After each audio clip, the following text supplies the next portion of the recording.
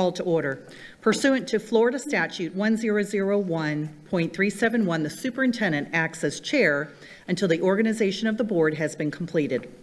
Prior to the start of tonight's performance, we've been enjoying the wonderful music of the Cape Coral High School Jazz Combo.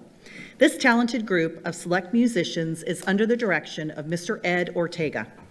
Members of this ensemble will also be featured in the All-County Jazz Festival on Friday, November 21st at Cape Coral High School.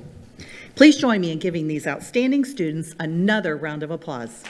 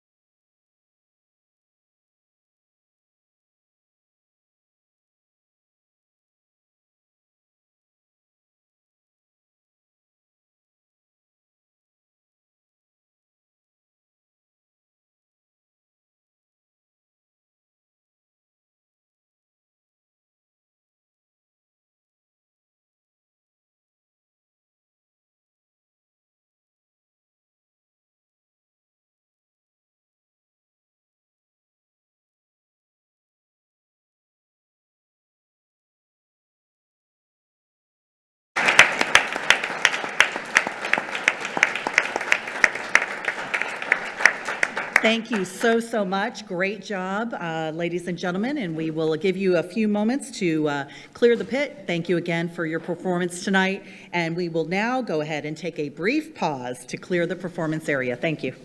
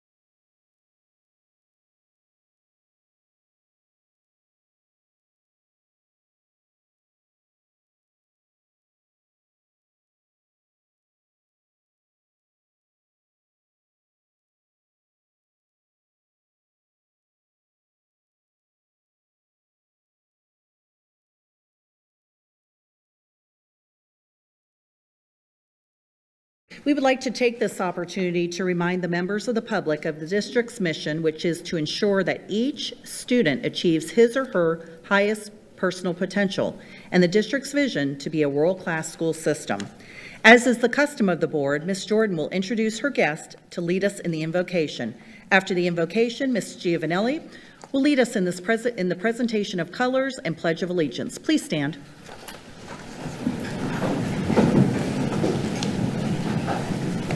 Please join me in welcoming founding pastor Dennis Gingrich of the Cape Christian, located at 2110 Chiquita Boulevard South in Cape Coral, Florida. Welcome, Pastor Gingrich. Thank you. Lord, we pause this evening to give thanks. We give thanks for so many blessings, the blessings of a beautiful community to live in, the blessings of children and youth and teachers and staff and administrators and this board of the Lee County School District, and we thank you.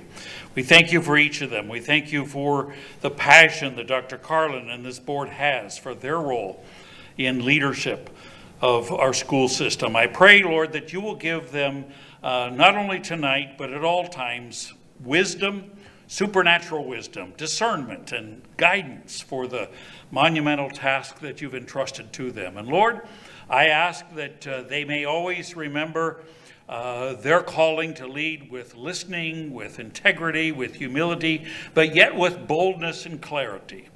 And Lord, we're grateful. We're grateful for a room full of passionate parents and community members who are also highly interested in the well-being of our students and our community. So Father, I ask that tonight and always that you would help all of us to always act with grace and maturity, because we know that we as people can disagree without being disagreeable.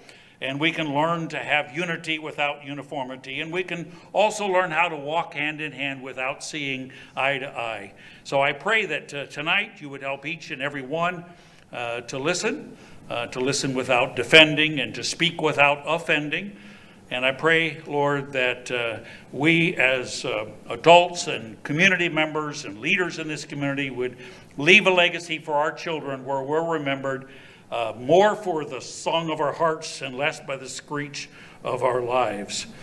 So Lord, give us your strength, your peace, your presence, your guidance today and always. And in your holy name we pray.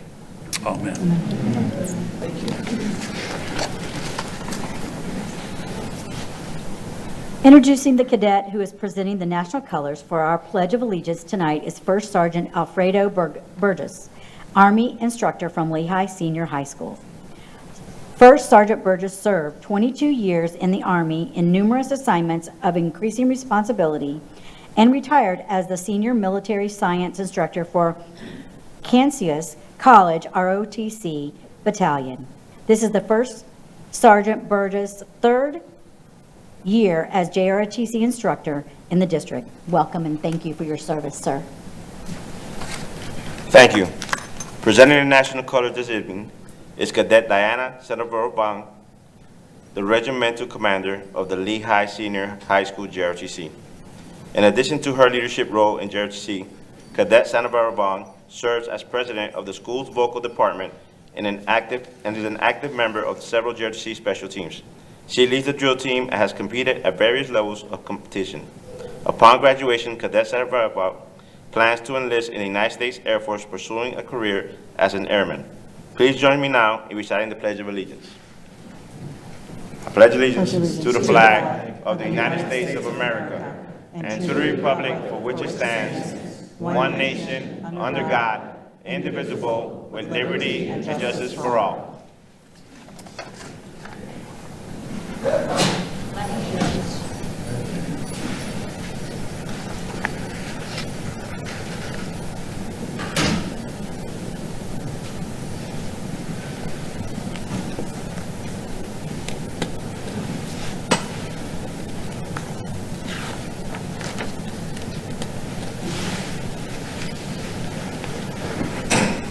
Thank you. Please be seated.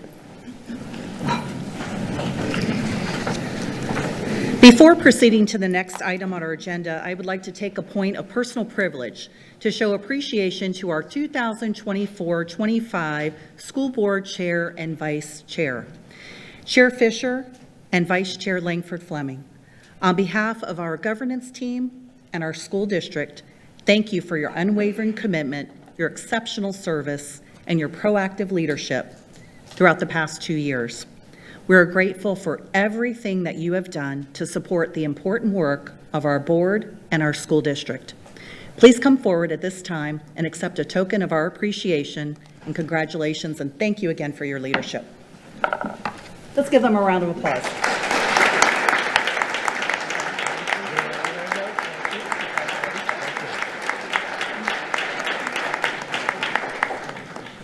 Thank you. Thank you, sir. I'm tempted to say speech, but I don't know if they want to say any words, but certainly would give them the opportunity if they wanted to.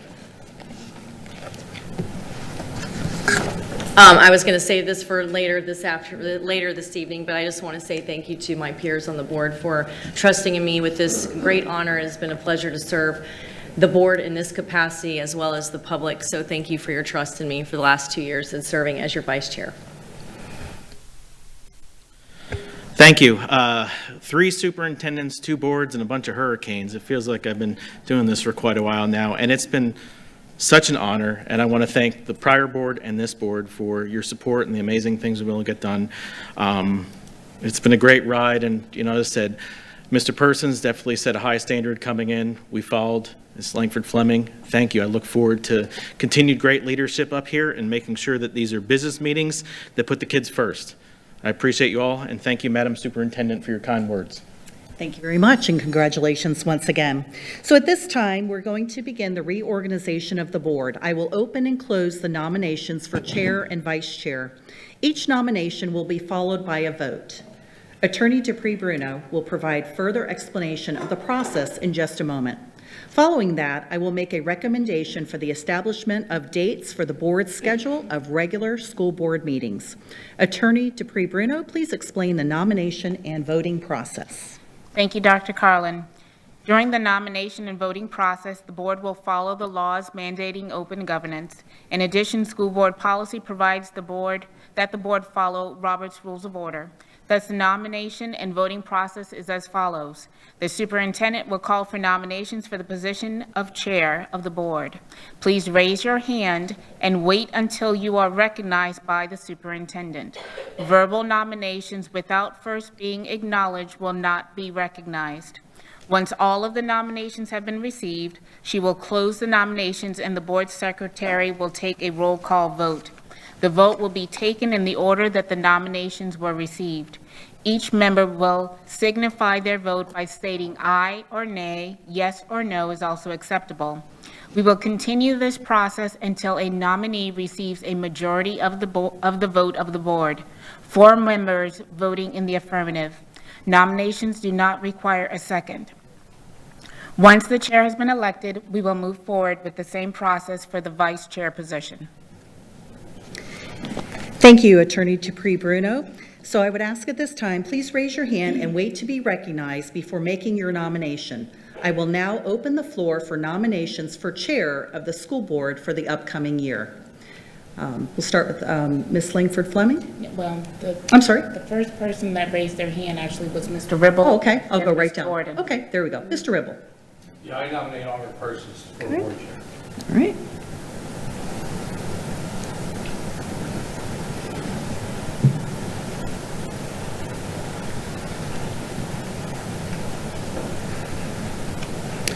Mr. Persons, you have been nominated by Mr. Ribble. Do you accept? Yes. Okay, thank you very much. Ms. Jordan? I nominate Bill Ribble. I decline the nomination.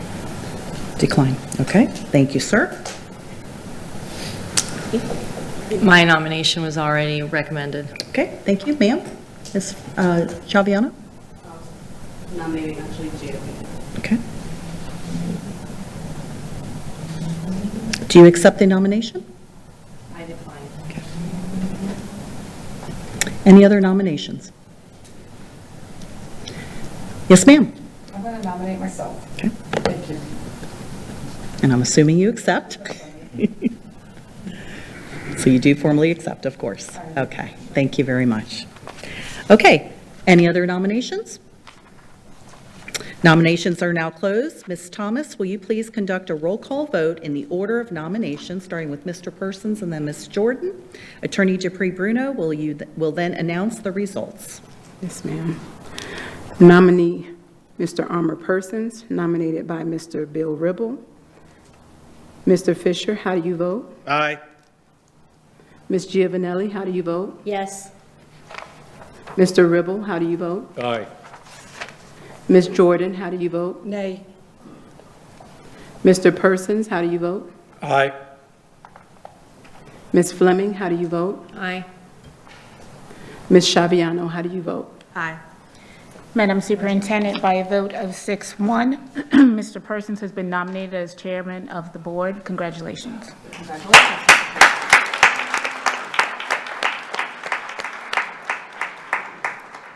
very much, and congratulations. I do believe we have a gavel for you, sir, so let me walk that down to you.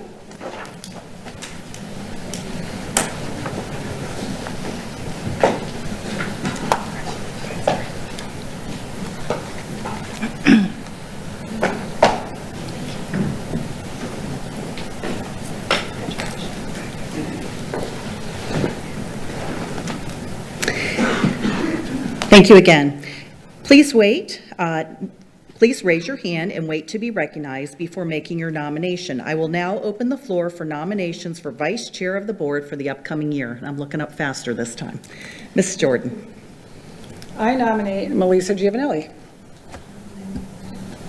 Ms. Giovanelli, do you accept? Sure. Okay, thank you very much. Ms. Langford Fleming? Nominate Mr. Ribble. Mr. Ribble, do you accept the nomination? I do. Other nominations from the floor?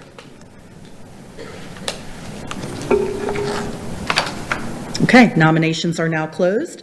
Mrs. Thomas, would you please conduct a roll call vote in the order of nomination? Attorney Dupree Bruno will then announce the results. Nominee, Melissa Giovanelli, nominated by Debbie Jordan. Mr. Fisher, how do you vote? Nay. Ms. Giovanelli, how do you vote? Yes. Mr. Ribble, how do you vote? Nay. Ms. Jordan, how do you vote? Yay. Mr. Persons, how do you vote? Nay.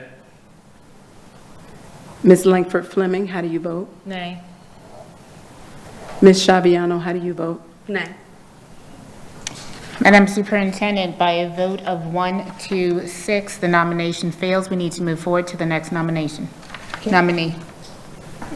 Can you correct that? That it's 2 to 5? Oh, I'm so sorry, I missed.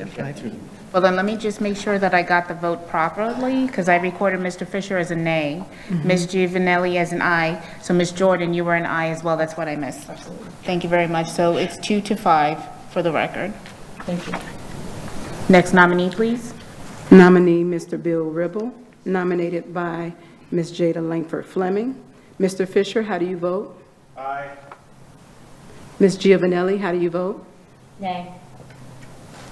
Mr. Ribble, how do you vote? Aye.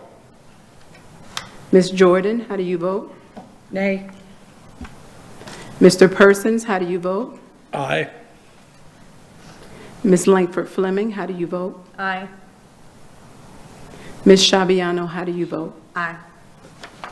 Madam Superintendent, by a vote of 5-2, Mr. Ribble has been elected as the Vice Chair of the Board. Congratulations, Mr. Ribble.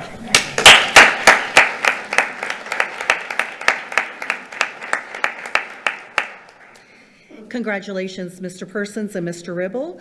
Board Secretary, if you've not already done so, please attach the tally sheet of the nominations to the meeting minutes. And thank you again to our outgoing chair, Mr. Fisher, as well as to our outgoing vice chair, Ms. Langford Fleming. Obviously, we gave you some time for remarks and just wanted to just reemphasize how appreciative we are. So I am now turning the meeting over to the chairman of the board, Mr. Armour Persons. The next item under the organization of the board is the establishment of dates for the regular school board meetings for the upcoming year. Ms. Carlin? So my recommendation is approval of the calendar establishing meeting dates for regular school board meetings for the period of January 2026 through December 2026 as presented. Board members, is there a motion to approve? Mr. Fisher? Motion to approve the superintendent's recommendation for the calendar. Is there a second? Second motion. Mr. Ribble seconds. The motion was made by Mr. Fisher and seconded by Mr. Ribble. Any discussion? I have Yes, Ms. Chavez. 2 corrections. The 9th is actually a Tuesday, not a Monday. September 8th is a Tuesday, not a Thursday. And that's it. On the calendar.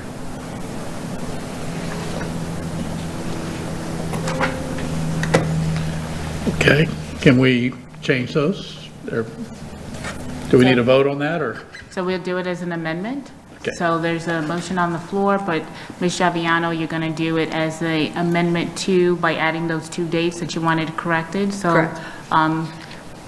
If you want to just state that for the record, that you move to amend the motion to reflect the correction of the date, and then give those 2 dates again, please.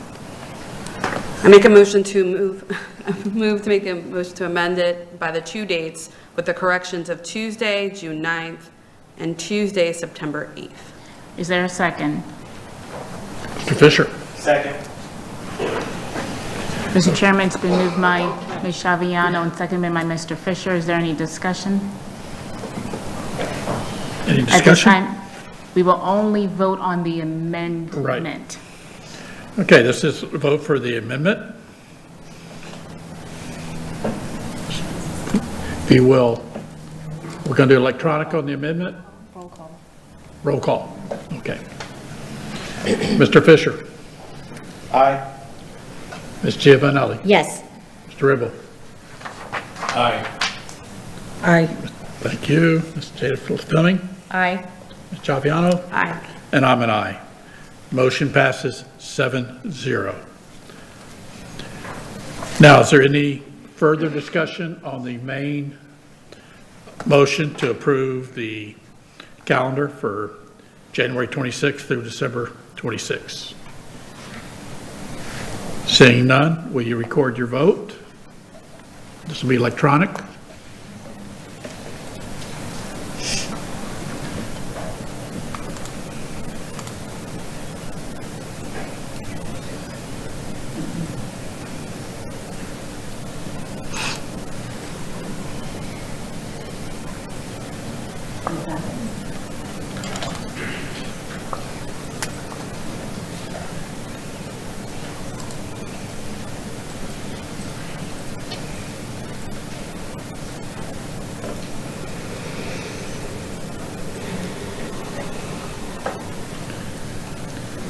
Motion carries 7-0.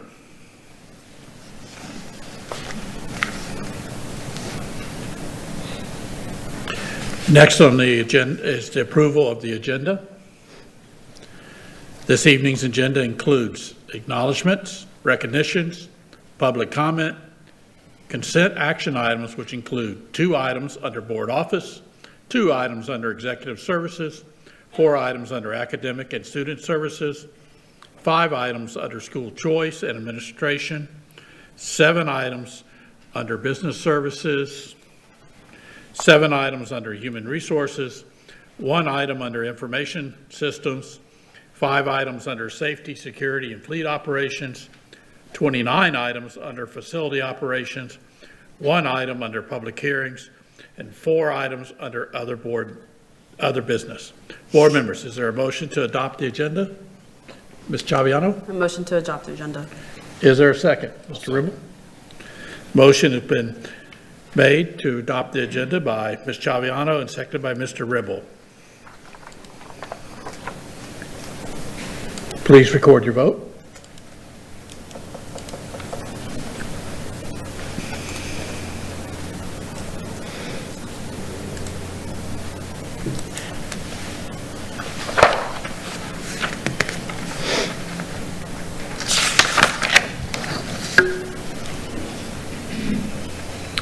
Motion carries 7-0. Next on the agenda is the character word for November. The character word for November is patriotism. Ask not what your country can do for you, ask what you can do for your country, by John F. Kennedy. The design displayed on the screen was created by Kian Rosero, a 12th grade student at Estero High School. Acknowledgements for the month of November. The School Board of Lee County acknowledges the following state-recognized event for the month of November 2025. Holocaust Education Week, November 3rd through the 8th, 2025. Next is recognitions. Board member and superintendents. It's time for the recognitions. We have 3 for tonight. Board members, if you will back up there.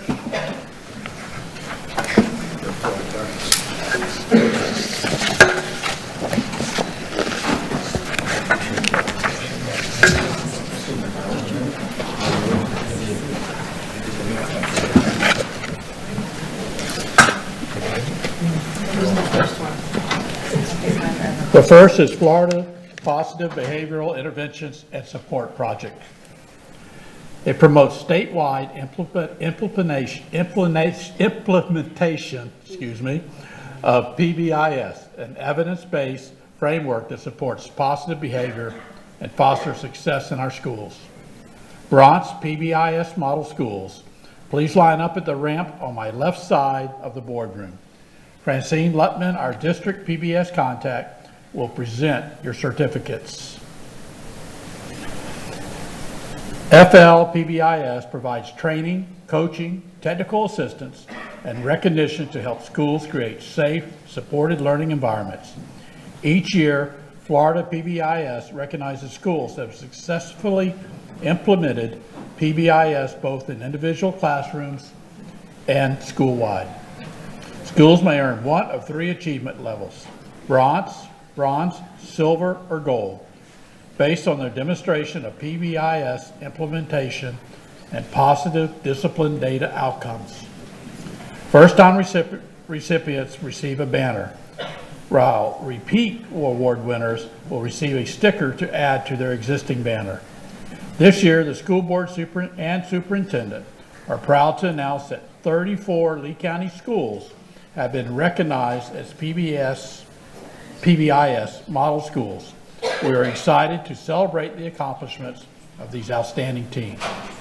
Our bronze PBIS model schools are the following: Diplomat Elementary, Heights Elementary, River Hall Elementary, Sunshine Elementary, Three Oaks Elementary, Tortuga Preserve Elementary, Tree Line Elementary, Villas Elementary, Challenger Middle, Oak Middle, Cypress Lake High, and the Owl School, which who could not be here tonight.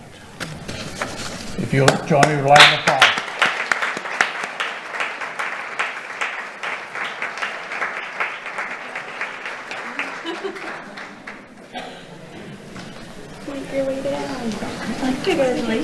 Congratulations, great job. Congratulations. Congratulations, great work. Congratulations, thank you for being here. Great job, great work, thank you. Congratulations. Congratulations, great job, thank you. Congratulations. Oh, I love your shirts, those are awesome. Congratulations. Great job, good work, thank you. Congratulations, nice work. Great work, thank you. Thanks for being here, great job. Thank you, sir, great job. Thank you. Congratulations. Way to go, Cypress. Congratulations.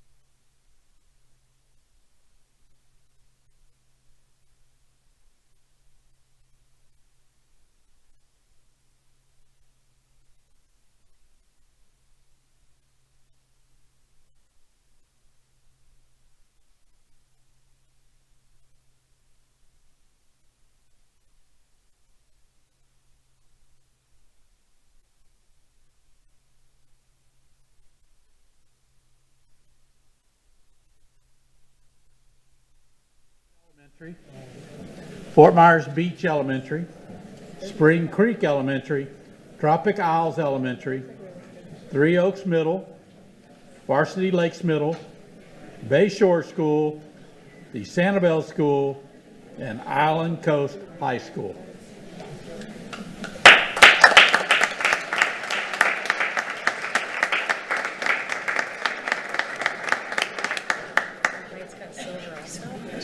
Because he's Fort Myers Beach. Congratulations.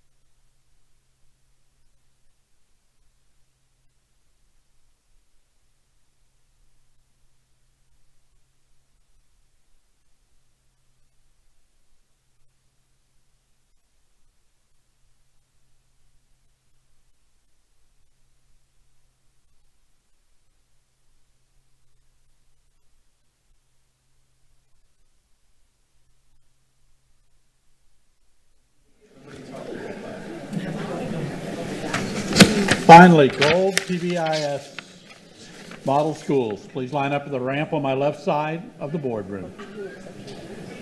Francine Lutman will present your certificates.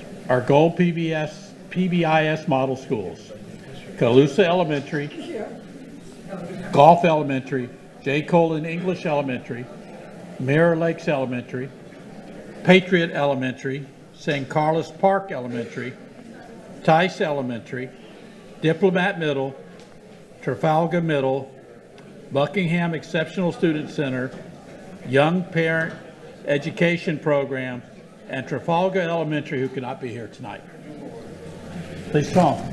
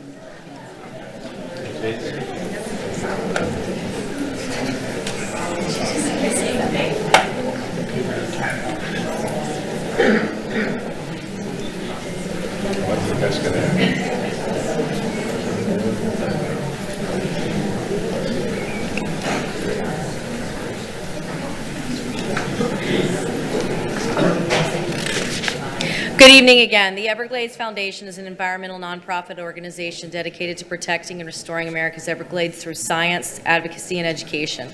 The Everglades Literacy Program empowers the next generation of conservative stewards by investing in teachers who drive cultural change within schools, benefiting both local and ecological communities. We ask that all bronze, silver, and gold recipients please join Susie Hassett and line up in order on the left side of the boardroom on this ramp. As the vital efforts of Everglades restoration take center stage, it's important to remember that the key to long-term sustainability rests with the next generation ensuring that they understand the ecological and economic value of the Everglades. Tonight, we are proud to celebrate a special group of Lee County schools that have embraced a culture of environmental stewardship both on their campuses and within the communities by becoming Everglades Champion Schools. An Everglades Champion School encourages teachers to participate in Everglades literacy, professional development, integrate Everglades concepts into their curriculum, promote interdisciplinary projects and field experiences, and cultivate a community culture of environmental excellence. This evening, we are honored to recognize 6 Lee County schools as designated Everglades Champion Schools for the 24-25 school year. Congratulations to our bronze level Everglades Champion School, Lee Virtual School.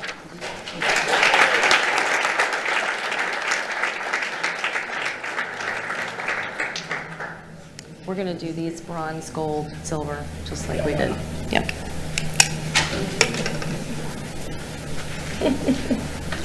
Congratulations. Great work. Congratulations. Awesome job. Congratulations. Way to go, guys. Congratulations. You're welcome. Congratulations. That's great. Thank you. Congratulations. Great work. Congratulations.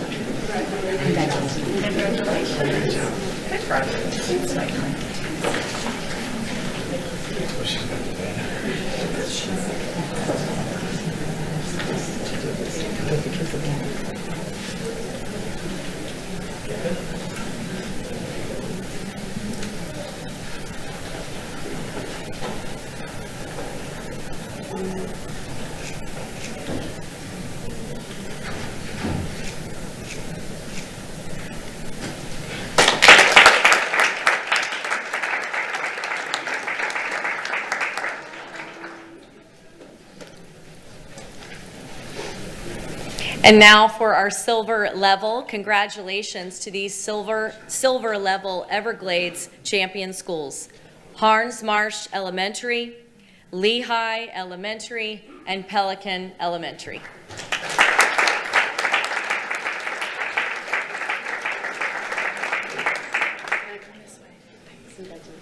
Great job. Congrats. Congratulations. Great job. Congratulations.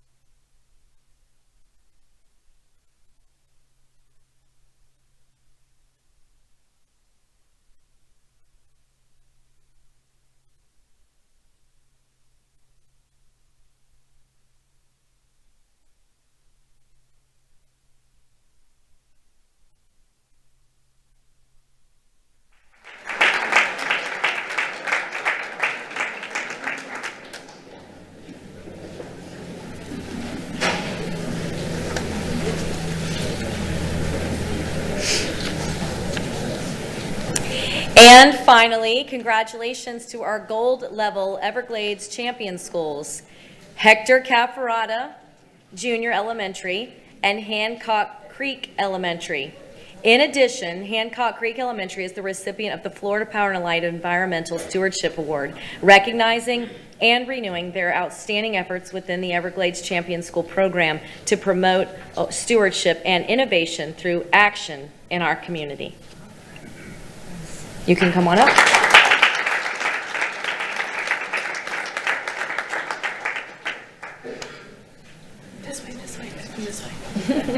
Congratulations. Such a process. I know. Congratulations. You're very welcome. Congratulations.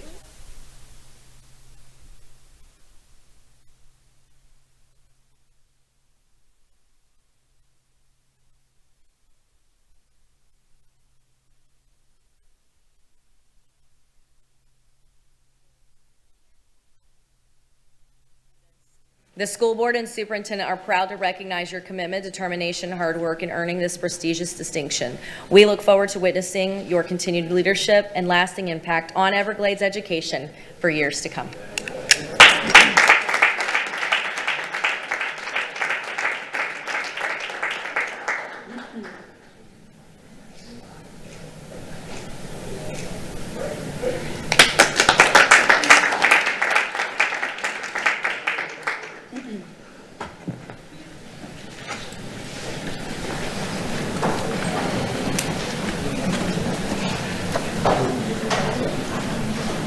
There we go.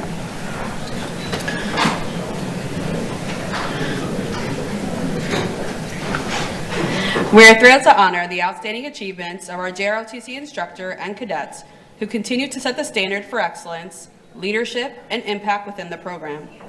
All gold recipients being recognized, please line up at the ramp to my left of the side of the boardroom. Colonel Rodney Robinson, our Director of Army Instruction, will present you with your certificates. This prestigious recognition is awarded to instructors who demonstrate exceptional commitment by fostering excellence in the classroom, motivating cadets and fellow instructors through service learning projects and competitions, and contributing to the overall success of both students and the program. The order of precedence is gold, silver, and bronze. Gold, Sergeant First Class Malachi Sumter, Ida S. Baker High School. Sergeant Major Kim Williams from Mariner High School. Chief Warrant Officer 4, Gary Carter from Lehigh Senior High School. Sergeant Major Charlotte Morris, Lehigh Senior High.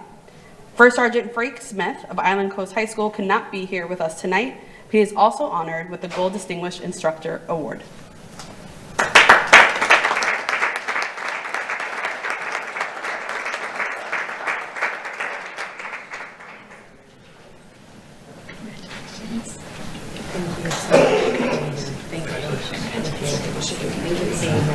Congratulations to you. Congratulations. Well done.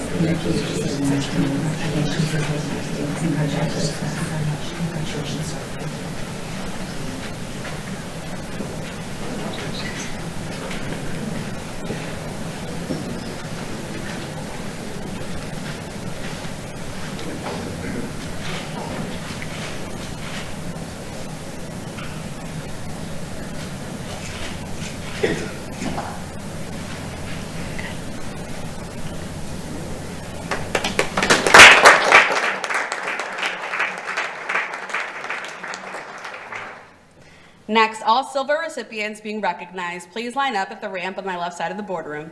Colonel Rodney Robinson, our Director of Army Instruction, will present you your certificates. Lieutenant Colonel Terry Morrow of Oasis High. First Sergeant Don Anderson of Dunbar High. Sergeant First Class Baxter Pittman of Riverdale High. Lieutenant Colonel Retired Mario Johnson of Cape Coral High School, and Sergeant First Class Retired Anthony Restivo of Lehigh Senior High School could not be here with us tonight, but they are also being honored with the Silver Distinguished Instructor Award.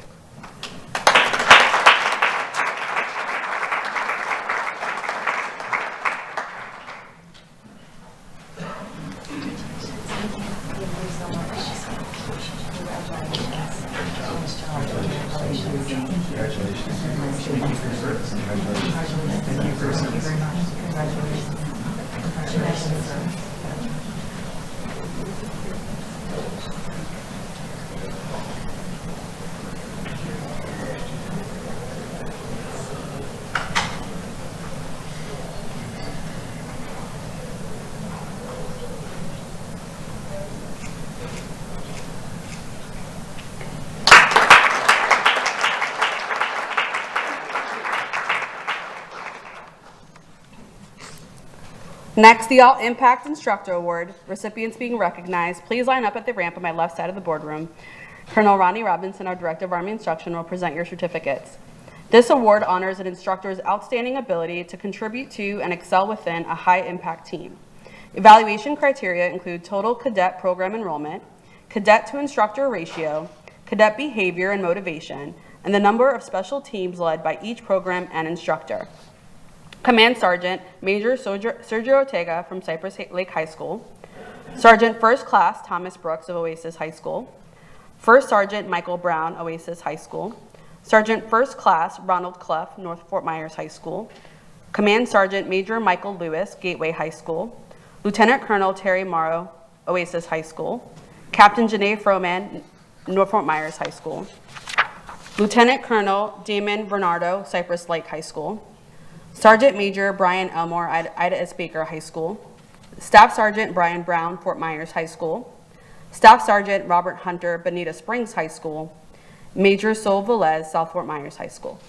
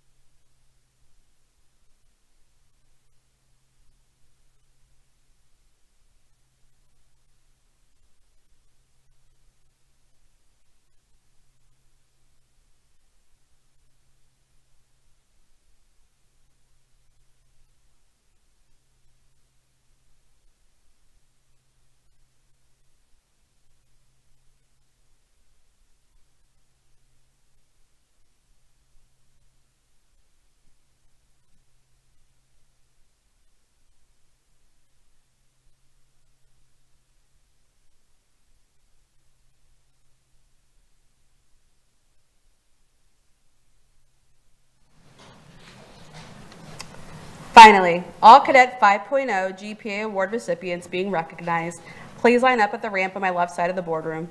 Colonel Roddy Robinson, our Director of Army Instruction, will present you with your certificates. This award honors cadets who have maintained a GPA of 5.0 or higher, a remarkable achievement that reflects dedication, discipline, and drive. Cadet Sophia Homoki, South Fort Myers High School. Cadet Genesis Sabata, Island Coast High School.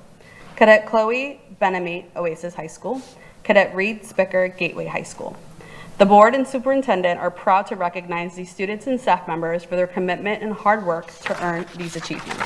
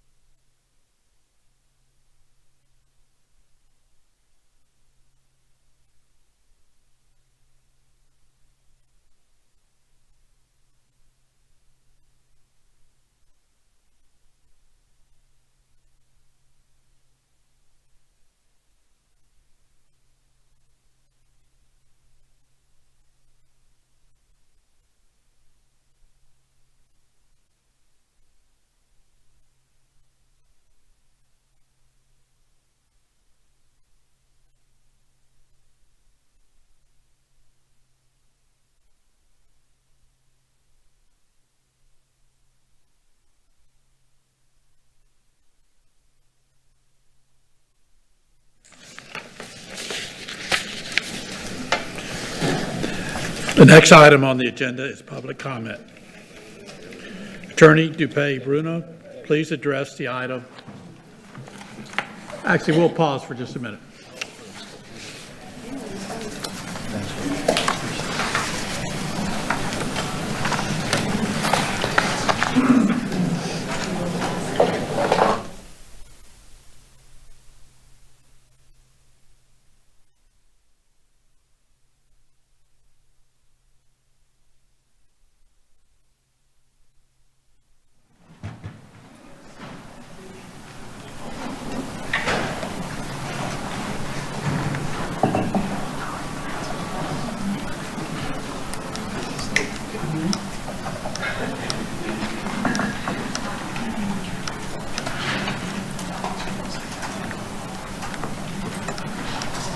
item on the agenda is public comments.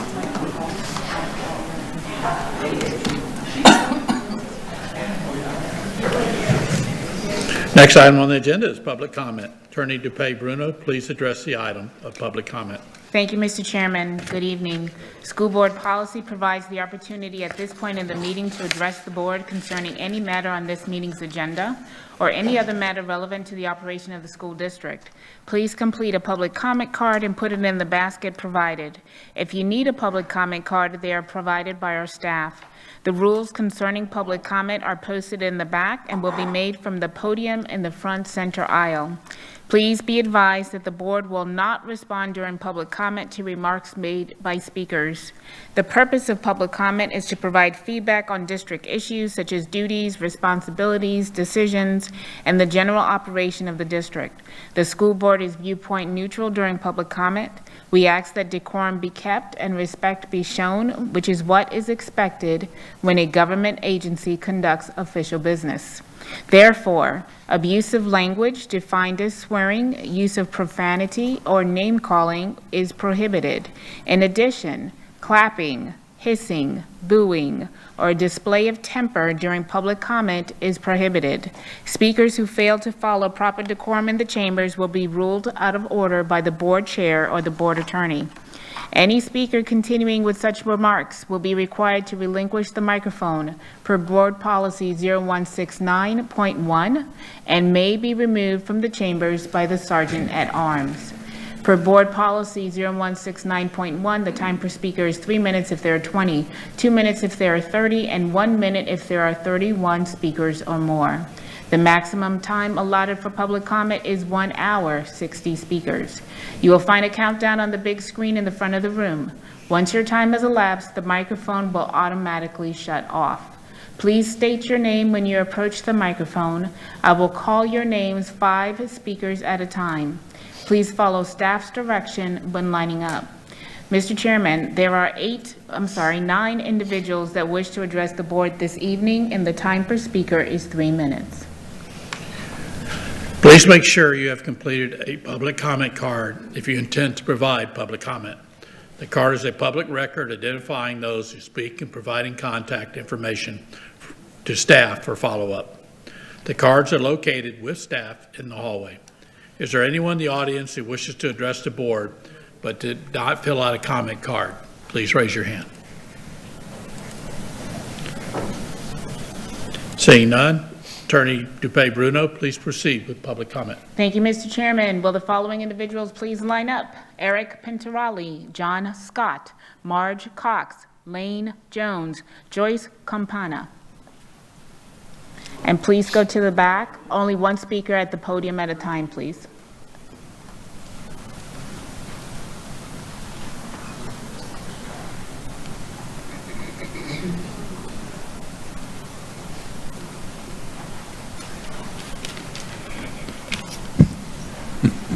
Bit tall, bear with me.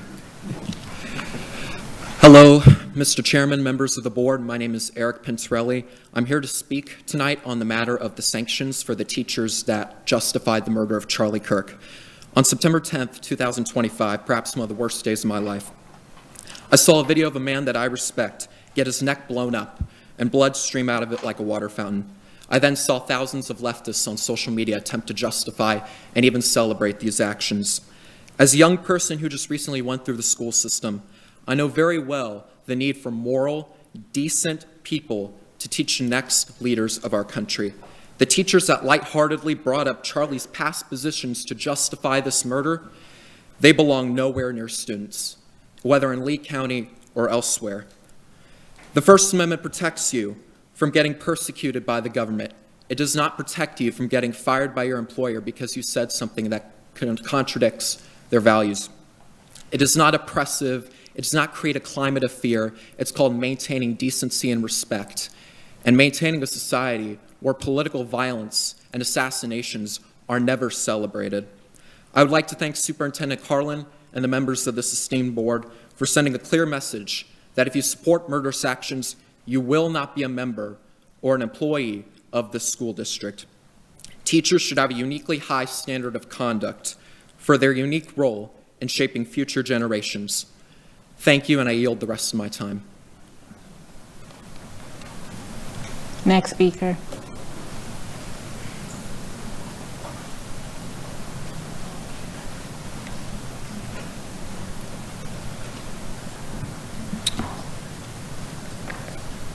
Good evening. My name is J.J. Scott. I attended Lee County Schools. Growing up, I never once feared that a teacher or a member of the faculty could lay their hands on me, much less physically assault me. But that fear, unfortunately, has been unlocked for my son. My son, Karsten, is 10 years old. He is a 5th grader at Gateway Elementary. On Thursday, October 16th, he was physically assaulted by a substitute teacher, somebody employed by Kelly Services, a company contracted by the district. This individual was given credentials and access to a classroom full of children, and within moments of introducing himself, he began verbally threatening the students. His tone was hostile. His words were intimidating to the point where several children began to cry. My son stood up from his desk to comfort a classmate, and that simple act of kindness led to violence. The substitute grabbed him by the wrist, dragged him to a corner, and threw him to the ground. He stayed on the ground, crying, facing the corner, fearful that he would be struck from behind. Frightened and shaken, Karsten later hid in the classroom bathroom and locked the door until other adults arrived. By then, though, the damage had been done. The entire class was terrified and asked the same question: how could someone like this be allowed into their classroom? Now, because of a state law that permits custodial touch, I've been challenged in pursuing criminal charges against the individual. The law allows faculty members to physically touch or even paddle a student without consequences if it is deemed necessary for disciplinary reasons. This was not discipline. This was an unprovoked assault verified by multiple witness statements on record. Yet I've been blocked from seeking justice, blocked from ensuring this individual can never harm another child again. The lack of accountability from the principal at Gateway Elementary, Cherry Gibson, and the lack of response from you has both been shocking and revealing. The principal at Gateway Elementary has repeated on multiple occasions that she does not have anything to do with the screening process for guest teachers, and in fact had never even met the man that assaulted my son. Her own secretary pointed out that since the guest teacher was only on property for 1 hour, he may not have received the folder that the other substitutes received. I wonder what was in that folder. Maybe an instruction not to assault the children? And I agree, he probably did not get that folder. Accountability does not end with that one person. When I contacted the district, I was told the substitute would no longer be allowed to teach in Lee County schools, and further comment must be taken from Kelly Services. But let me be very clear, I did not drop my kid off at Kelly Services. I dropped my kids off at Gateway Elementary School, a Lee County public school. The district cannot outsource accountability. There must be stricter screening and oversight for substitute teachers who are given access to our children's classrooms. Because if my son had struck his head that day, we wouldn't be here having this conversation, we'd be in a courtroom. By continuing to contract with Kelly Services without deeper review, the district is enabling this risk to happen again. I urge you to investigate this contract, investigate this process, and take action before another child is hurt. Thank you, and thank you to Debbie Jordan. Your time is up, sir. For reaching out to me and having any communication whatsoever regarding this matter. Thank you for your integrity, Debbie. Thank you.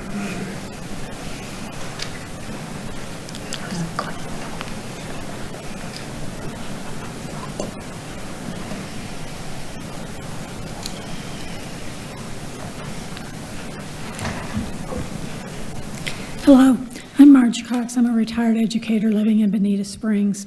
And as we think about the things to celebrate, and you had some November celebrations, I want you to think about November as National Picture Book Month. Oftentimes when we think of picture books, we think of things for young children, such as The Monster Who Loved Books. And it is a pop-up, and young kids do love it. But I also want you to think about the fact that picture books are often meant for older kids. Time for a Tale would be something younger kids might not understand. Older kids will love the humor of it. And then picture books can also be for adults. Macbeth is not going to interest a young child, but it might give new understanding to us as an adults for Shakespeare's work. So I've sent you an email that includes sources where you could see a variety of picture books and some ideas of ways to use them once you've found them. I would suggest you browse in a library or a bookstore and see some things that are there and really look at the illustrations, because that's the strength of a picture book. Notice the difference between one set of illustration styles and another, and then choose some of those books that you find to share with some of your friends, neighbors, children, family, so that they understand the importance. As we think about things to celebrate, let us celebrate National Picture Book Month in November. Have a good day.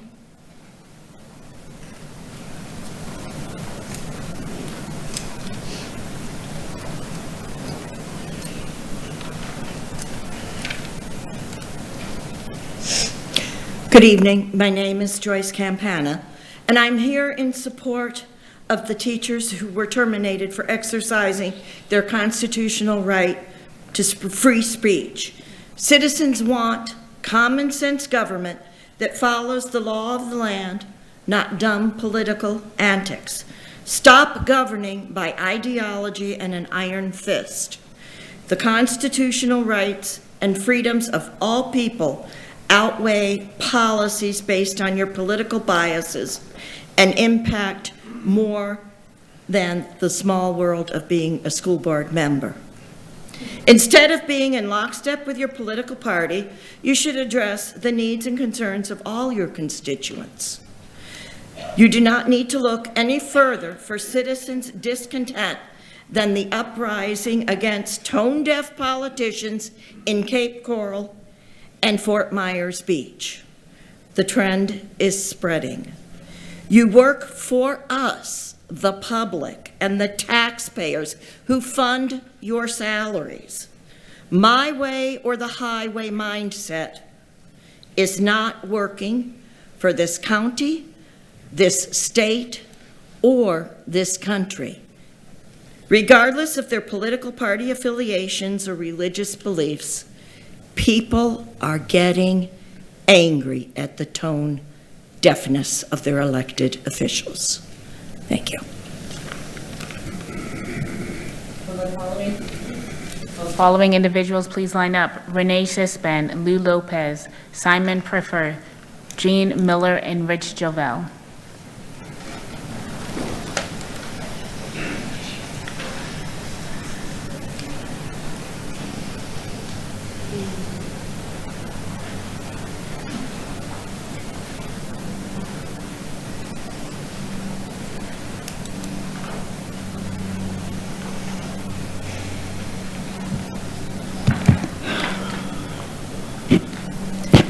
Good evening. Related to Coach Murphy's at Cape Coral High School football coach. This has gone on too long. Our children have been denied the teacher, coach, and mentor they trust most, Tyler Murphy. At the last meeting, we were told the district couldn't act because of an ongoing state investigation. Yet, your superiors, the state of Florida, continues emailing and have confirmed that Coach Murphy's license is active and they can legally work during this process. Nothing at all showed that he has failed our students. So why is he still being kept from the kids who need him? If this district truly cares about what is best for its children, it is time to bring back the person who has always stood by them with heart, integrity, and unwavering support. Why is their side being ignored? Who is standing in the way of what is right for these kids? This feels like a smear campaign and needs to end now. It's been too much. I ask if there is anyone on this board willing to stand up for what is right for our kids, your district kids, and put the best interest for the student first. Our children deserve that, and they deserve it now. Thank you. Ma'am, could you please state your name? My name is Lou Lopez. Thank you. You're welcome.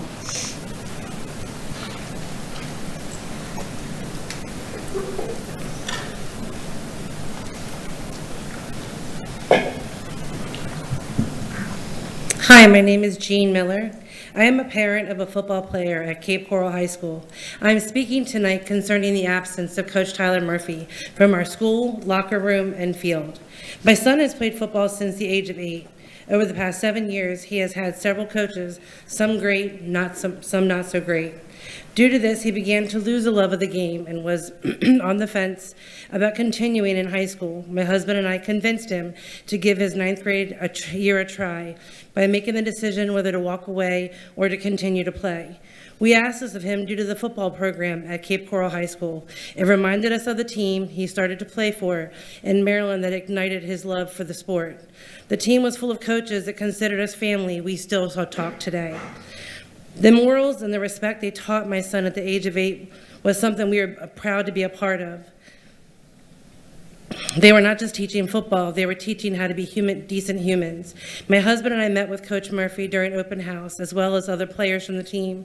They exuded the same morals and decent human decency we recognized from the earlier years. Coach Murph and his program has renewed my son's love for the game. He is a great coach, mentor, and decent human being. He would do anything for the players of this team. He would help anywhere, any way he could. He always has an open door policy, has reached out to check on players if they are hurt or having issues with anything inside or outside of the classroom or on and off the field. He wants to see these players succeed. My son has shown such great growth in school, on the field, and on a personal level. His self-confidence has flourished this year, and we're only 3 months in. It is my humble opinion that if you continue to keep Coach Murph away from his team and the Cape culture that he has built, the program will collapse. He is a mentor, a teacher, a coach, and even a father figure to some of these players. I myself had felt as if I was punched in the gut when I heard he was forced to resign. Please do the right thing and bring Tyler Murphy back to this team, the school, family he has built, and let him continue to grow the Cape culture he has started. Thank you.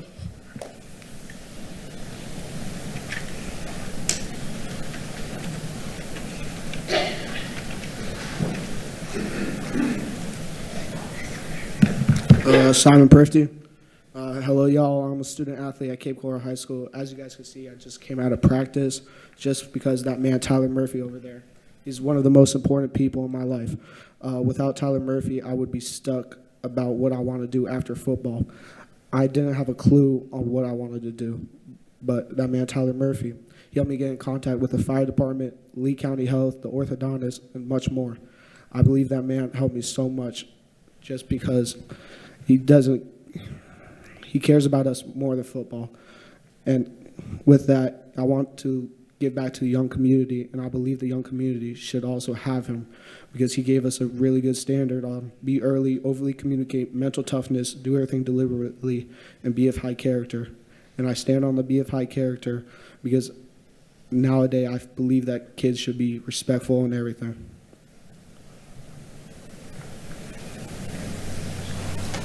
Mr. Chairman, that concludes public comment, but I have a couple of things I want to address, if I may.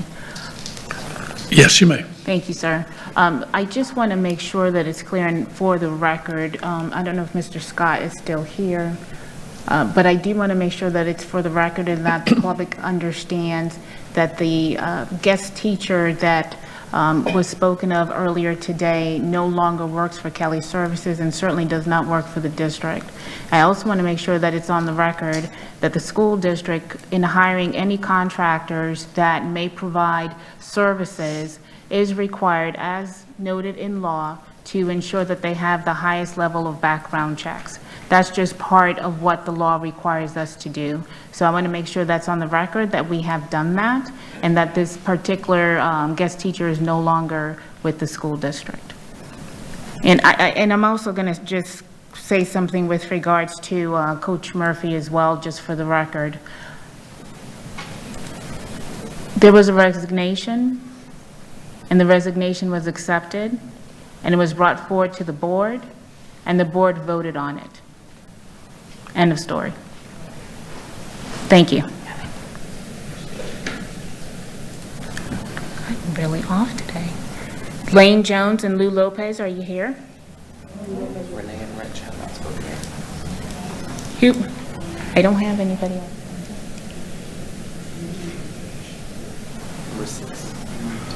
Is Renee Sispin here? I didn't speak. Okay. Thank you, ma'am. I didn't see you lined up.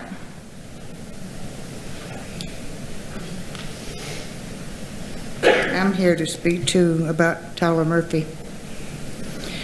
I'm here tonight to speak from the heart about Coach Murphy. Removing him or limiting his ability to coach is not just a loss for him, it's a loss for our students, especially the young men on the football team. Coach Murphy's done nothing wrong. He hasn't harmed a student, he hasn't come to school under the influence, and he hasn't broken any laws. What he has done is far more important. He's taught these boys respect, discipline, and integrity. He's guided them through challenges on and off the field, helping them become not just better players, but better people. He's the kind of mentor every parent and grandparent hopes their child will have. As you can see, many in this community feel the same way. I ask you not to look at the lives, I ask you to look at the lives he's touched and the characters he's built. The question shouldn't be, can he return? The question should be, how soon can he come back? Is there a Lane Jones? Lane Jones?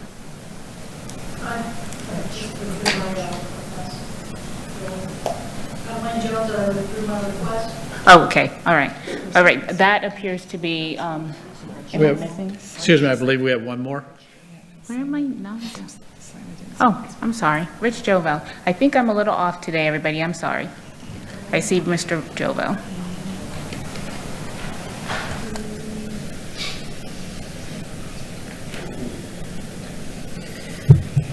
Richard Jovel. Yes, I know you guys probably can't believe we're still here fighting for Coach Tyler Murphy.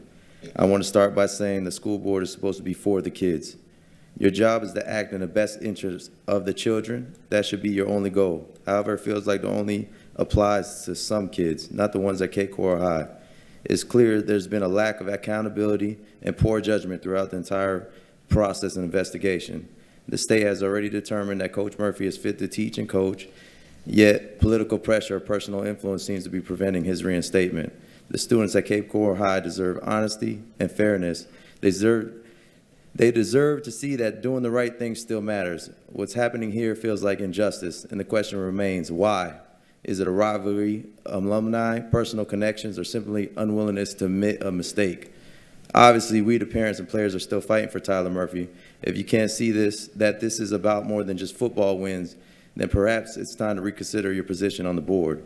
I will end this as the mission of the school district says, to ensure each student achieves his or her highest potential. Students can only reach their highest potential when they have the right leader guiding, encouraging, and challenging them.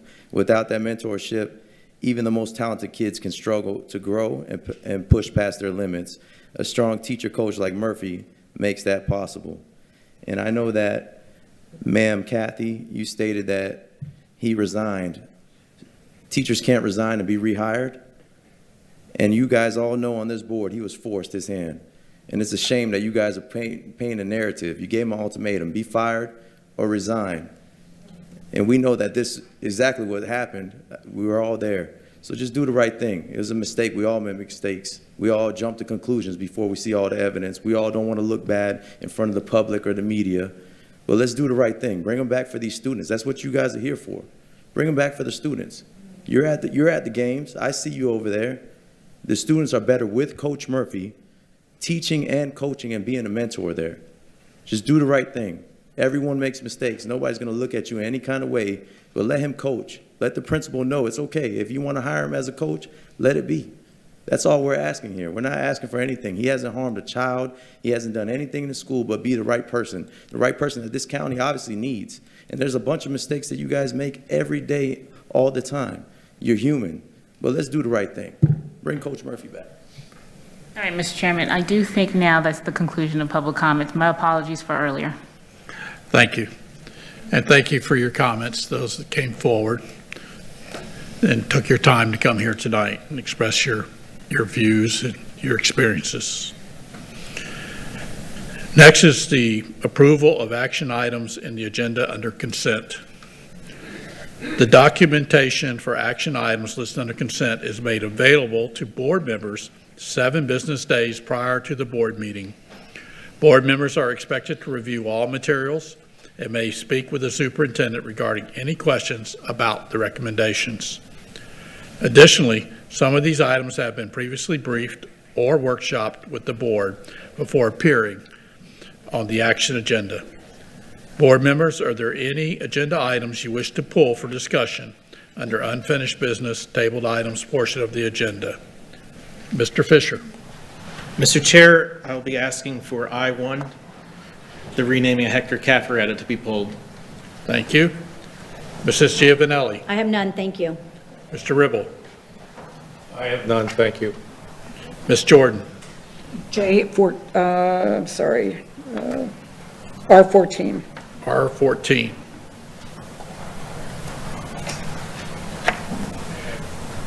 Ms. Fleming. I have none. Mrs. Chaviano. I have none. And I have none. There's a motion to approve the agenda's consent items with the exception of pulled items I-1 and R-14.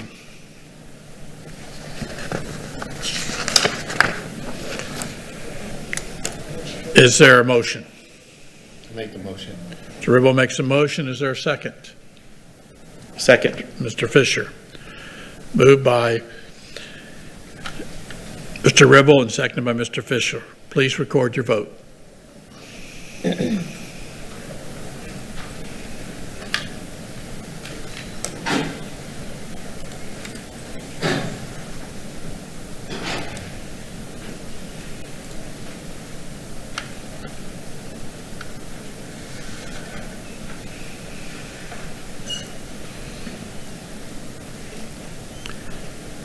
The motion passes 7-0. We have two polls to address. Dr. Carlin, will you please read your recommendation for the pulled item I.1? Thank you, Chairpersons. Item I-1 is approval to rename Hector A. Caffaretta Jr. Elementary School as Hector A. Caffaretta Jr. K-8 School at the recommendation of the renaming committee. This recommendation is based on the district's intention of expanding the school to include grades 6, 7, and 8 for the 2026-27 school year. Approval authorizes the superintendent to execute all related documents. Mr. Fisher, do you have a motion you would like to make regarding this item? Yes, Chair. I move to suspend Board Policy 7250, commemoration of school facilities, so the board can approve the renaming of Hector A. Caffaretta Elementary School to Hector A. Caffaretta Jr. K-8 School. You have heard Mr. Fisher's motion. Is there a second? I second. Ms. Chaviano seconds.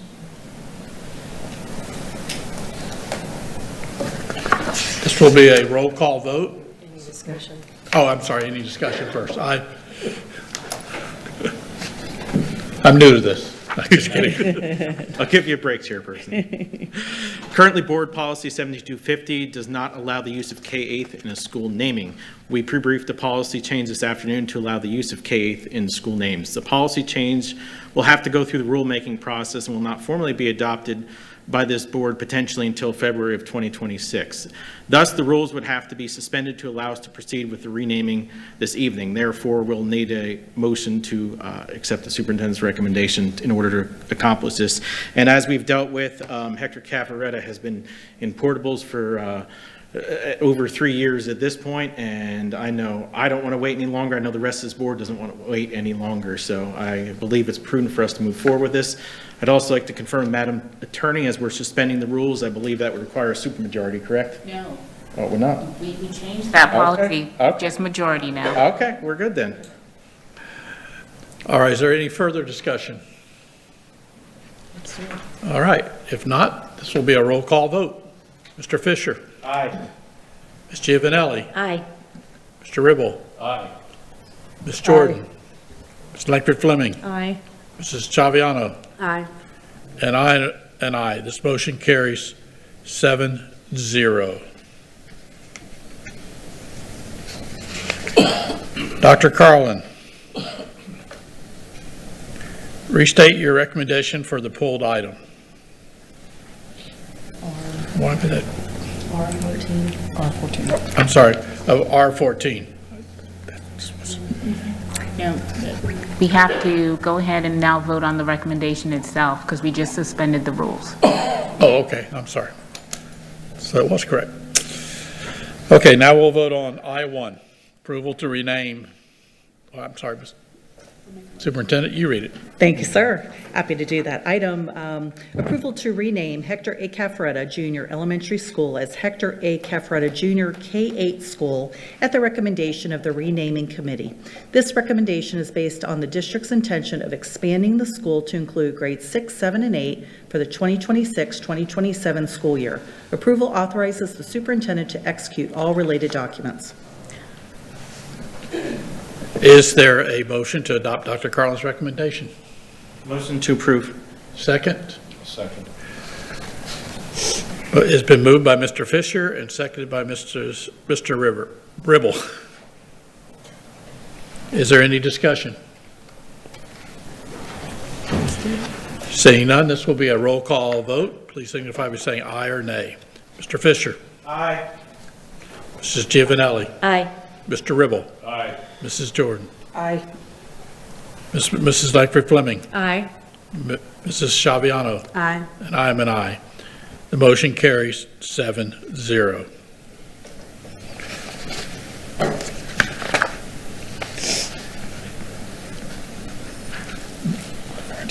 Now we will discuss, Superintendent, would you read your recommendation for item R14?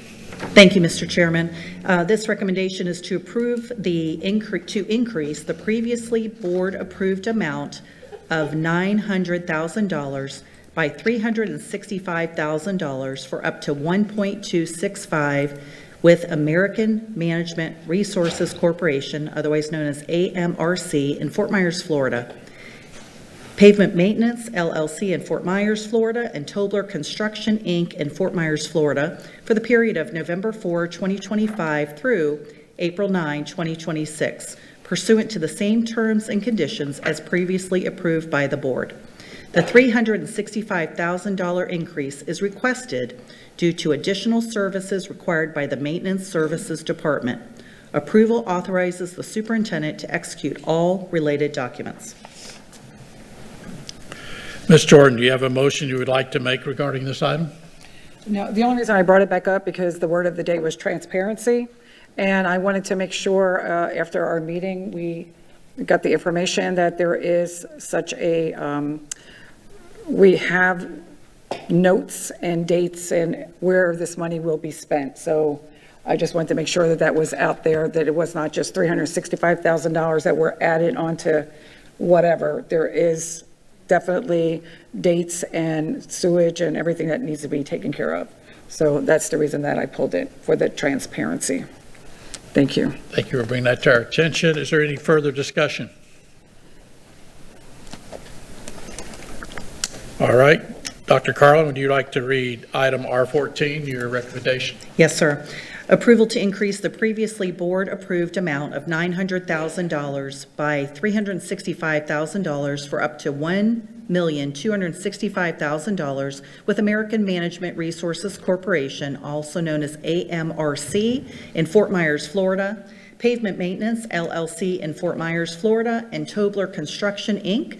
in Fort Myers, Florida for the period of November 4, 2025 through April 9, 2026, pursuant to the same terms and conditions as previously approved by the board. The $365,000 increase is requested due to additional services required by the Maintenance Services Department. Approval authorizes the superintendent to execute all related documents. Is there a motion to adopt Dr. Carlin's recommendation? Make the motion. Mr. Ribble makes a motion and seconded by Ms. Giovanelli. Is there any discussion?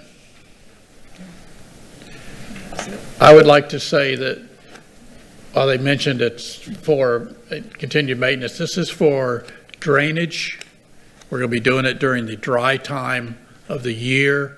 So when we get a hurricane or heavy rainstorms or whatever all around the district, we will have better drainage. So that's what this is for. And we did get specific times, places that this will be carried out. Any further discussion? All right, this will be a roll call. Please signify by saying aye or nay when your name is called. Mr. Fisher? Aye. Ms. Giovanelli? Aye. Mr. Ribble? Aye. Ms. Jordan? Aye. Ms. Langford Fleming? Aye. Ms. Chaviano? Aye. And I'm an aye. R14 passes 7-0.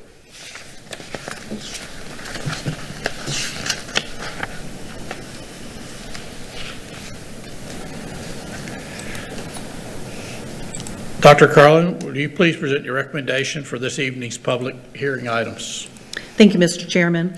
Item W1, approval to adopt revised board policies in compliance with changes in related rules, regulations, and statutes to adopt best practices and promote transparency and accountability. The effective date of this adoption shall be November 5th, 2025.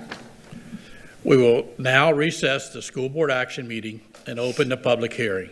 The time is 7:29 p.m. As indicated, public hearings this evening is to consider Dr. Carlin's recommendation as previously stated. At this time, the public will be invited to speak on this one item. The time allowed for public comment is 3 minutes. Item W1, is there anyone in the audience who would like to address the board regarding the approval to adopt revised board policies in compliance with changes in related rules, regulations, and statutes to adopt best practices and promote transparency and accountability? The effective date of this adoption shall be November 5th, 2025. Seeing none, we'll start with Chapter 1000, Administration, Policy 1500, Remote Work. Any speakers? See none. Chapter 2000, under Programs, Policy 2421, Career and Technical Education, Policy 2423, School to Work Program. Any speakers wishing to speak on that? Chapter 3000, Instructional Staff, Policy 3500, Remote Work. Any speakers? Seeing none. Chapter 4000, Support Staff, Policy 500, Remote Work. Seeing no speakers. Chapter 5000, Students, Policy 5114, Policy 5780. Any speakers? Seeing none. Chapter 8000, Operations, Policy 8600, Transportation. Any speakers? Seeing none. I will now close the public hearing and reconvene the school board meeting of November 4th, 2025. The time is 7:32 p.m.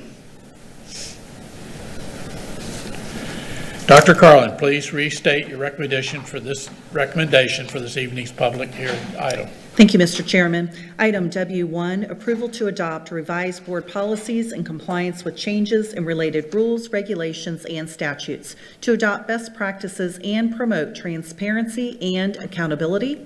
The effective date of this adoption shall be November 5th, 2025. You have heard the superintendent's recommendation. The board approved to adopt revised board policies in compliance with changes in related rules, regulations, and statutes to adopt best practices and promote transparency and accountability. The effective date of this adoption shall be November 5th, 2025. Board members, is there a motion to approve? Ms. Giovanelli? I actually have a question. Oh, yes. I have a question regarding transportation, 8600. Line item, it doesn't have a line item, but it's the top of the second page. It says siblings of students receiving special transportation, e.g. ESE shuttles, shall not be allowed to ride the special transportation. I personally know that this is existing as we speak, so how do we address that? So what I can share is that's why we brought this forward. It was originally in our earlier board policy, and it became problematic for transportation, so that's why we made the correction, so that it's not going to happen. Once this policy becomes effective tomorrow, then transportation can take the appropriate steps to rectify. So, let me understand this. Today, I know that students rode the bus with siblings, their ESE sibling, and tomorrow they can't. Well, there'll be a transition, so transportation, working with the ESC department, they'll come up with a plan to be able to notify parents so that they're aware, so that it's not going to just immediately tomorrow. There's going to have to be a transition so that parents are aware.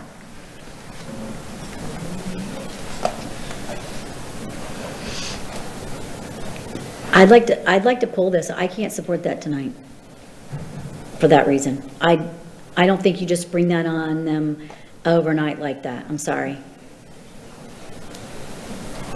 The only thing I will say, Ms. Giovanelli, is that this was, went to a workshop already last month. But I missed this. So. I'll defer to the superintendent in terms of any action from her team. Yes, I'm going to ask if we have our folks from transportation who might be able to provide some additional insight to Ms. Giovanelli on this. Thank you.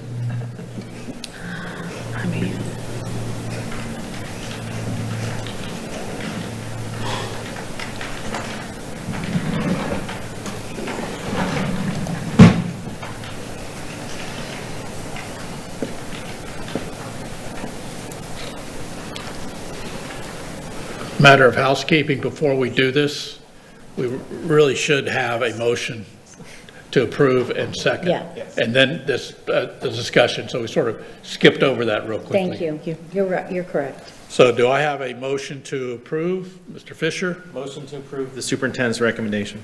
Second? Seconded by Ms. Jordan. Now we'll continue with the discussion. Please enlighten us. Good evening, everyone. So right now, currently on our ESC buses, we have, our ridership is really high. And right now we have a lot of siblings that are on the buses, and it's really causing some issues with the students.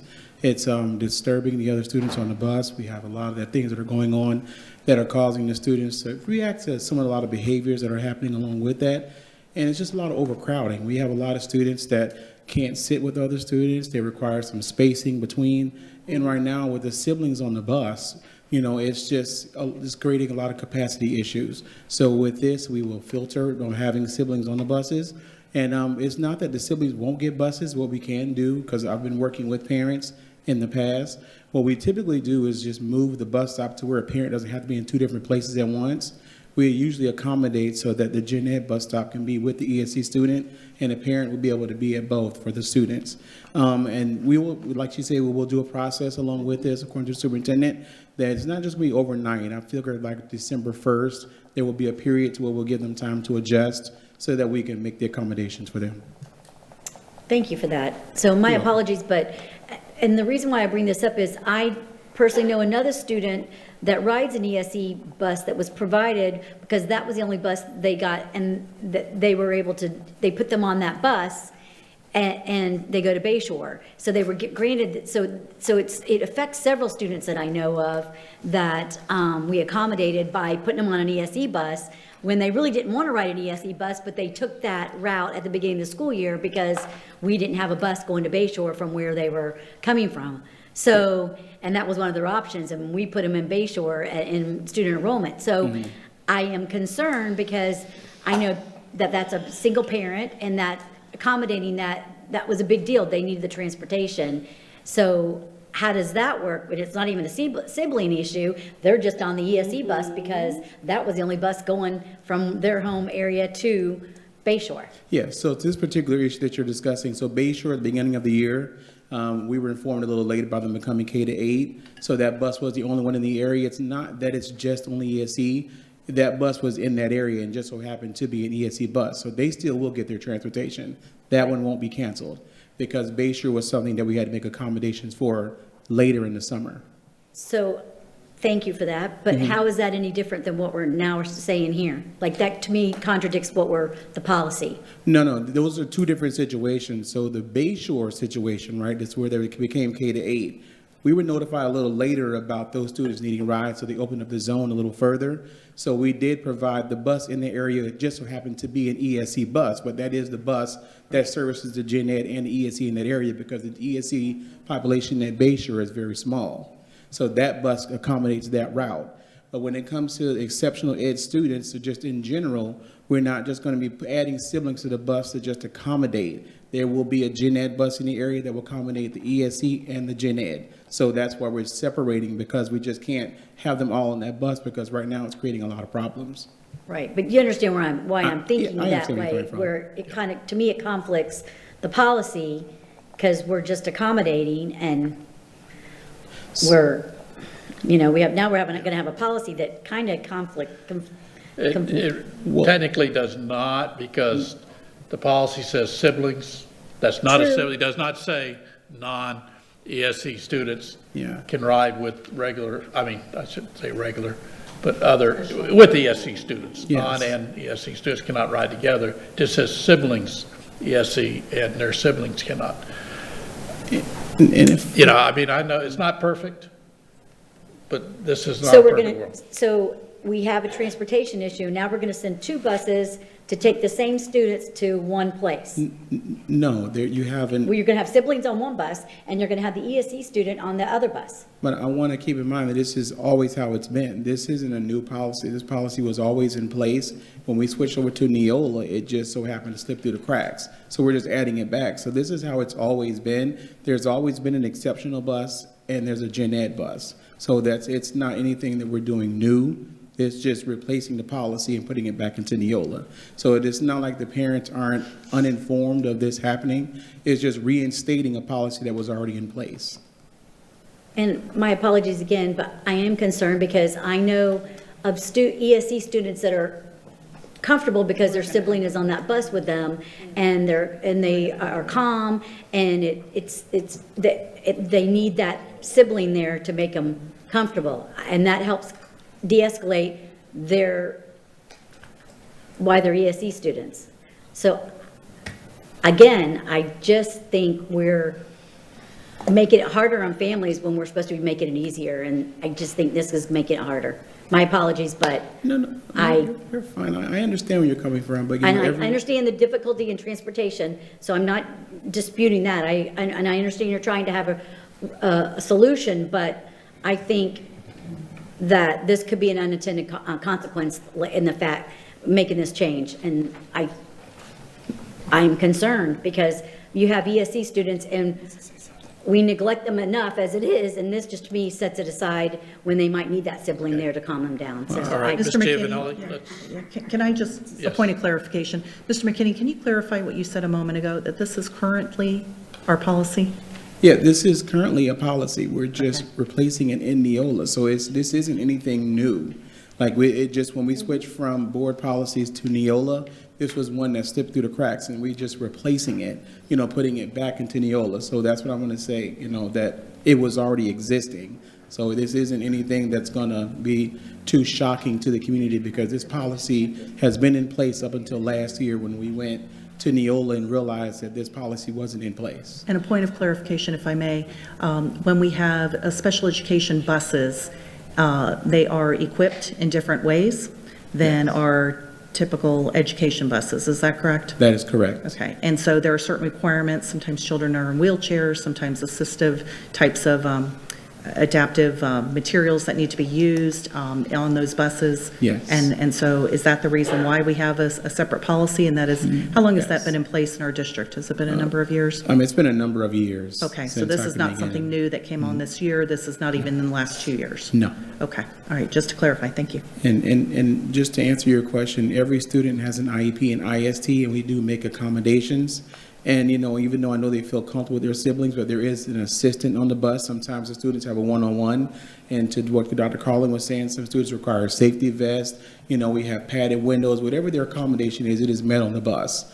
And again, it isn't to, make parents, to make them uncomfortable in any way. Like, we make sure that every need is met, but it's just to provide the opportunity, and some students require that smaller space. And right now, with the amount of siblings that are on the bus, it's a very large environment on the bus. Okay, so, and I know since if it's been a policy in place, I know so many exceptions, I just named several. So the superintendent can still make exceptions to that policy. Am I correct? If a parent needs that? Are there exceptions that you're making currently? To There your are knowledge? some exceptions. Sometimes they go through legal that we will have to make exceptions for, yes. So there may be specific cases Yes, where specific there may cases. be a need to do that. My other question is, could there be a safety issue for a sibling of another child, a non-ESC child, if there are behavioral issues or other types of issues that could lead to potential danger of another sibling? Could that be one of the reasons why this policy is in existence? Yes, it could be, yes. All right, thank you. I think we covered it all. Thank you. Thank you. Any further discussion? All right. We will now record the vote on this motion.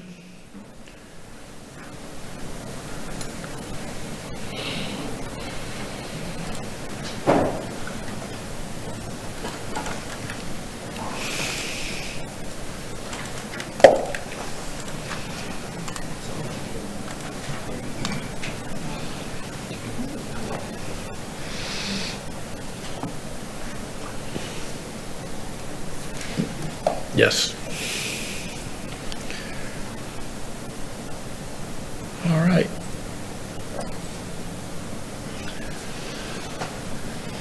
Motion passes 7-0. Thank you. Now we'll move on to the good of the order and other business. Board members, comments and reports. Mr. Fisher, we will start with you. First of all, congratulations again to chairpersons. It's good to see you in the seat again. I know you'll do a great job. We let you off a little easy tonight, though, I think. So congratulations as well to Vice Chair Ribble. Excited to see you in that position, and thank you for stepping up. So a couple things real quick. Thank you to Dr. Carlin and her staff. We were able to have a town hall at Challenger Middle School, and we're able to answer a bunch of questions and meet with members of the community. Thank you to Principal Drake as well for hosting us. We really appreciate that. I had the opportunity with the Chamber of Commerce leadership class that I'm an alumni as well as 21. Chaviano. 21? 21. But to meet over at Ida Baker and Cape Coral Technical College and be able to talk to the students about the importance of what happens in the school district of Lee County. Was able to take a tour with Superintendent Carlin of the Boys and Girls Club. They are doing some amazing work over there, so if you have not seen their newer facility in Fort Myers, I would check it out. As aforementioned before, was a great time at Build My Future. It was awesome. I remember we had met with a business owner that actually one of the students basically brought up a resume and a cover letter right in the spot, and I think that was really amazing to see. So kudos to everyone involved in that. That was amazing. With our vote, I'm sure Dr. Carlin will probably talk about this more. We approved the teacher's contract tonight. I want to thank Dr. Carlin and her team as well. I'm excited to keep supporting these teachers, and I also want to note that some of this would not be possible without the prior work of Deputy Superintendent Savage as well as Dr. Carlin being able to find money through her cuts and the DOEs as we call it. So thank you for doing that. If we look around the state, many other school districts increase are anywhere from 1% to 2%. So kudos to you and your team. So I think that's it, right? Oh, no. Oh, okay. So, well, football. So Mr. In-Persons and I made a friendly wager again this year for Cape Coral High School being in District 1 and Riverdale being in District 5. And much like last year when it was North Fort Myers. Isn't it District 5 where students thrive? Yeah. Okay. District 1 where things get done. That's right. Not forgetting that one. So we had a friendly wager with North Fort Myers versus Fort Myers last year, and I came out on top at this one. Unfortunately, I did not come out on top this year, so shout out to Riverdale. Is there something I'm supposed to do? Yep. Yep, here we go. Great day to be a Raider. Congratulations, Riverdale. Wait, turn sideways. Oh my God. Oh no. I keep And my word. somehow his head fit in there. That's my report. Thank you. Thank you. Great sport. Great sport. Mrs. Giovanelli, if you could quit laughing long enough to talk. I'm gonna be short. October is National Bullying Month, and I just want to bring awareness to that, and thank you for being respectful and on our board, because we've had bullying here before in the past, so just thank you for that. I'll be quick because I can't even look. Thank you to the superintendent and her staff regarding the TALC contract and ratifying that. And tonight I'm excited for, the teachers deserve this raise, so I'm excited, and all those that follow, because others will get raises too that benefit, and as well as BALC and TALC. Congratulations to chairpersons and vice chair, Mr. Ribble, and congratulations, and thank you for serving Raider Fisher and Mrs. Fleming. Thank you. That's it. Thank you. Mr. Ribble. Okay, real quickly, we talked about a lot of things today, but we really didn't drill into student achievement and the accountability piece, which is, I think, the main reason Dr. Calden wants us to go from school to school to review these plans. We did Friday, a nice trip Friday to the Bonita Springs High School with the principal, Jeff Estes. Then we went to the middle school and met with the Bonita Springs Middle School, met with Kimberly Edishbaxa. And then we wound up at the elementary school with Cynthia Hernandez. And I was really impressed. I don't know if you saw my Facebook page, but I took a shot of one of the boards of accountability. Every one of those principals has an accountability board on there. And I was most impressed with how they could look at this thing and explain it. It wasn't just dog and pony show. It was a real accountability process. And I was really enlightened to see what we're doing to drive student achievement. So I know you keep saying we want to be an A school, but I think we're going to get there with this process. So good job, and I really enjoyed it. That's it. Ms. Jordan. Thank you. Again, I wanted to say, I said most of my stuff this afternoon. Mr. Ribble, congratulations. And again, congratulations on becoming a certified board member. Thank you. I wanted to bring that back up again. Congratulations, chairpersons, and thank you, Ms. Fleming and Mr. Fisher over there. I believe that's him under there. And I just want to say too, because we spoke about this a lot today, one team, one vision, that means all of us. Like when we always speak about children, all children, we need to speak about all board. Thank you. Thank you. Ms. Langford Fleming. Thank you, Mr. Persons. Congratulations on your chair position. I know that you'll be great. Thank you, Mr. Ribble, for stepping up. Congratulations on vice chair. We've got some exciting things headed our way, you know, as we travel into the holidays. And we have a lot of amazing staff that deserve a lot of great things. I know you already mentioned the TALC agreement, and I appreciate you bringing that up. I want to say thank you to, it's my understanding that Corus McIntosh will be moving along, and I want to publicly thank him for his service to our district and all that he has done. And I just want to say thank you to the staff for these long hours and sticking it out here with us. Thank you for all the presentations. I know that those are hours and hours of work, and I really appreciate how thorough you were and taking all of our questions and being prepared, just like tonight, being ready to go with a question that we had about a policy. So thank you for being on your feet about those types of issues. And then I want to just say, because we won't see one another, happy Thanksgiving. Happy Thanksgiving to our staff. and our students and our families. I, for one, am very grateful for the honor to be able to serve our community in this capacity, and we all have much to be grateful for. So I want to thank you all. Thank you to our amazing students, and that they bring it every day to the classroom. And I'm super appreciative of the teachers that do the same. That's all.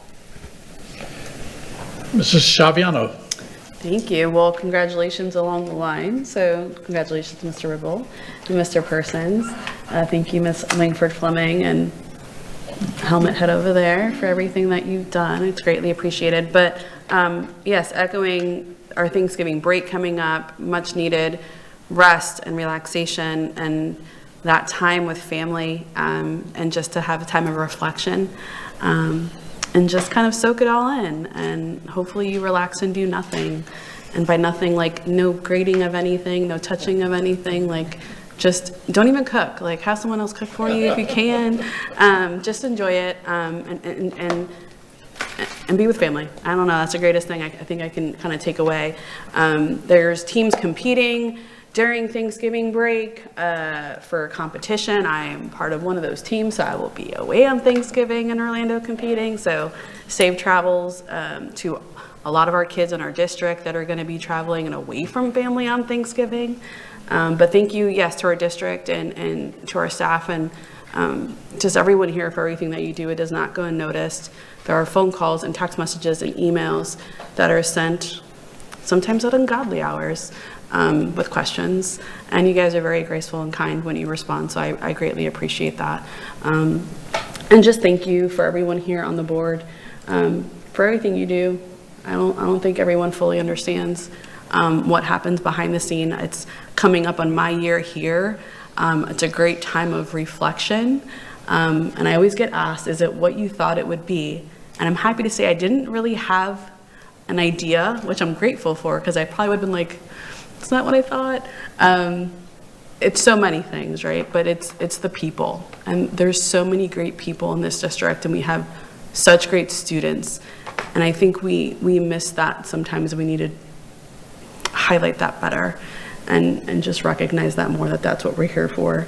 And so thank you for that. And thank you for that honor and that privilege to do that every day. And I answer the emails and the phone calls, so keep doing that. But yes, please enjoy your break and all the things. Rest up. Thank you. All right. Thank you for the confidence to make myself chair. I appreciate that. I'm looking forward to a great year. You know, it's the first year we've really had in a while that we haven't had COVID or a hurricane or another hurricane. You know, so we have certified teachers in every room. The buses are getting more kids there on time. We have great accountability now, as Mr. Ribble mentioned. So I honestly believe we are set to make our move to an A district. I'm excited about that. I'm now going to go to Attorney Bruno. Do you have any comments? To Mr. Fisher, Ms. Langford Fleming for serving, and congratulations to Mr. Persons and to Mr. Ribble. Looking forward to a good year. Mrs. Superintendent. Thank you very much, sir. I guess piling on to the congratulations to Chairpersons and Vice Chair Ribble. Look forward to a wonderful school year ahead. Also, congratulations, Ms. Chaviano. Just want to piggyback on something you said on the first year in office, to you, to Mr. Ribble. Also, rounding out my first year as superintendent. So it's been a real pleasure to get to work with the governance team, and just thank you for your patience with us newbies as we come into the team, and just really appreciate all of the guidance and support you all provide for us, so thank you. As Mr. Person said, there's a lot to be proud of and a lot to be grateful for. As I talked about earlier today, we are very, very blessed. We are down to 20 teacher vacancies, and I said this earlier, I just want to repeat this for the public, which is comprised of 4 teacher vacancies in the East region, 4 in the North, 5 in the South, and 6 in the west, with 1 at the special centers. I can tell you, having been in this district for many, many years, 32 to be exact, plus this next year, so 33, I cannot tell you the last time that those numbers existed in this district. It's been a very long time. Very proud of our teachers and all the work that they do. Thank you to our principals and our hiring managers in the schools, because you are making it happen in partnership with HR. I really appreciate that. The kids are the winners when we fill classrooms, so thank you for that. I also want to congratulate the board. Thank you for the approval of the TALC contract tonight. Very special shout out to our chief negotiator, Dr. Iarusi, and to the leadership of TALC. Everybody did a great job, and we now have lots of great things happening, to include up to a 7% raise for our teachers. My colleagues around the state are talking about 2%, 1%, or 0.05%. So kudos to Lee County and to our team for making that happen. We also have bereavement and personal leave and tons of other things that we've been able to do, adding 9 minutes to the day. So, we continue to find ways to add those instructional minutes, which really make a big deal for our kids. So thank you. I've had the privilege of visiting many different organizations around Lee County in this first year, most recently at the Rotary of North Fort Myers. It was a pleasure to go over and speak with those ladies and gentlemen. It was very early in the morning. Thank you to Dr. Johnston for the invitation, and just a pleasure to be out there as well. And finally, just to round out the evening, happy Thanksgiving to everybody. Yes, it is a little bit early, but we will not have another meeting until after Thanksgiving. So just to add on to what my colleagues on the board said, to our staff, to our children, to our families, just enjoy that family time. Please make sure that you disconnect, have that time, eat some turkey, and just enjoy the parade and all those wonderful traditions that you have as a family.